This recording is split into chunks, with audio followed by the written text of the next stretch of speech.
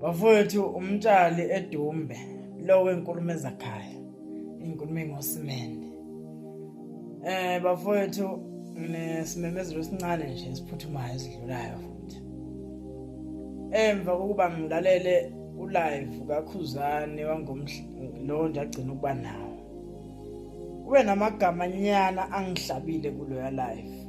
Athi kunabantu abahlalela ku TikTok bachomelane ebese ngazathi bese kuyandlulele ngale chumeli begcine bekhuluma nezinto ezibulala umsebenzi wamaciko.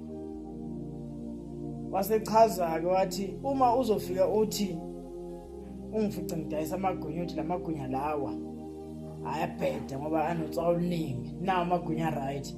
Usho ukuthi lo muntu lo ogeje nje amagunya weqisa uswayi ngosuku olulodwa sekumele manje ahambele ngama customer abulawe indlala afi umndeni wakhe uzulambi phela ngenxa ukuthi nje kwaba nephutha ukuthi usuku olulodwa wageje usawode emagunyeni lapho wabamningi kakhulu noma awangababikho bese uthi wena no amagunya lona vele ahleze bheda hamba uyothenga la.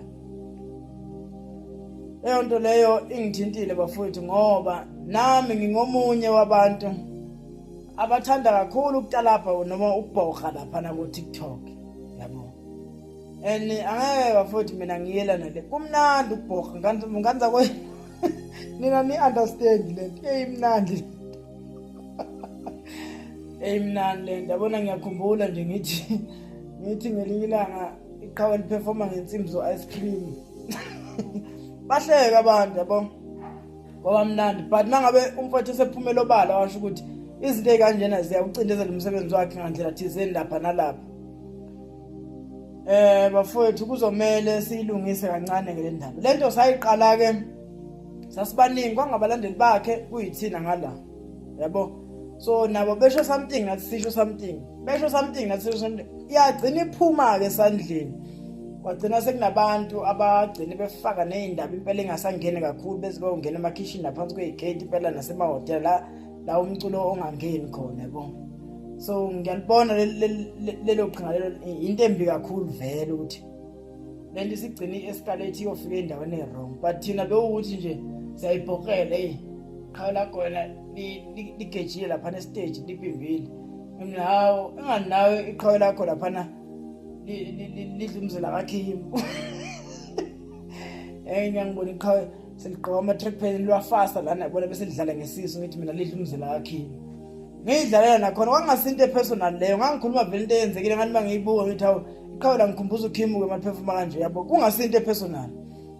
But for the fact ukuthi izinto esishoyo eziyiningi abantu bagcine bekholelwa kuzo noma bekholelwe kithi, begcina sebecabanga ukuthi yonke into esisho vele injalo vele.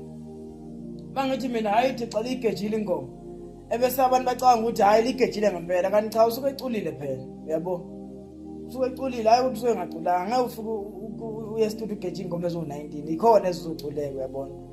So ayi bafowethu mina as umtshali eDumbe angisezi ukuba mningi kulento yokubhoga ngoba ngiyabona ukuthi mhlambe ikhona idamage engiyenzayo ekutheni iqhawe mhlambe umsebenzi wagcina ucindezeleka. So ayi isifiso sami vele mhla ngiqala uTikTok kwangasikho mhlawumbe ukuzodelela abantu noma ukuzokuyisa abantu noma ukuzokhuluma kabi ngemsebenzi wami. Nganayo ngena kuTikTok nje ngizoyihlekela ngaze ngavula i-account. Ngaqala uTikTok ngangenayo ne-account ngaze ngayivula i-account longihleka. Kwaba ukuthi sekuba nezinto engilokhu ngiyithanda ngiyilandelela njengazo ezokubhoga nje ngagcina nami ke sengena sengibhoga. Kodwa ke uma iqhawe selikhulume kanjena mina bafowethu cha ngizothi ukunciphisa kancane bafowethu ngoba manje angeke bafowethu ingane zakwampunga seyilambe ngenxa into eyishiwo yimi yabo. So ngizothi ukuhlehlisa inyawo mina bafowethu, hayi ukuthi angisekho kuTikTok, cha ngizobe ngikhona nje kuTikTok. Ngizoqinisa kakhulu einkulumeni ngapha eqhaweni lami yabo. Ngalo la ngilidelile ngithi ngizobe ngiyikhulumela nje mhlawumbe izinto ezinhle elizenzayo, makhona okubhedayo ngiyahleka yabo. But angeke ngisawelela kule qhawe lengale ngoba sekucacile ukuthi ezinye zezinto sikhuluma zidlala kanti ngempela igcina sezobulala umsebenzi womuntu.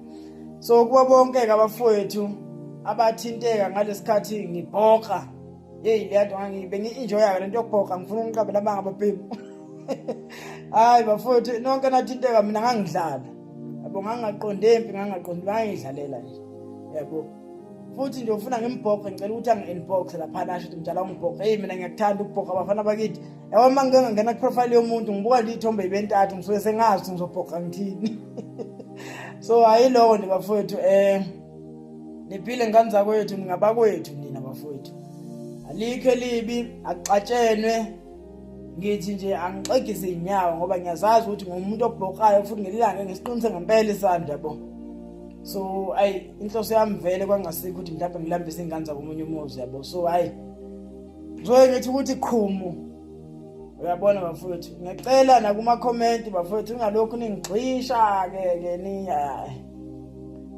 take it easy nje bafowethu ngiyayihlehlela mina ngimela le kude nalezi zinto zokubhoka phela iloko kuphela ngane zakwethu.